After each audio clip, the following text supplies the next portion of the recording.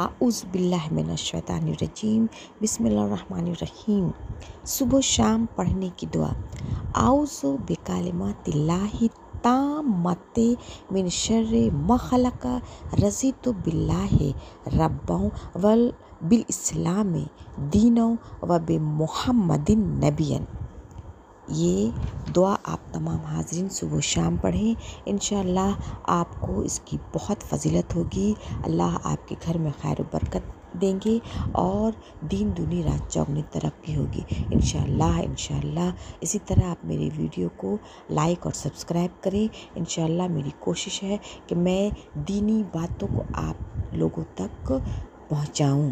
मेरी कोशिश को कामयाब करें और मुझे लाइक सब्सक्राइब करें। फिर मुलाकात होगी। अल्लाह हाफ़िज़।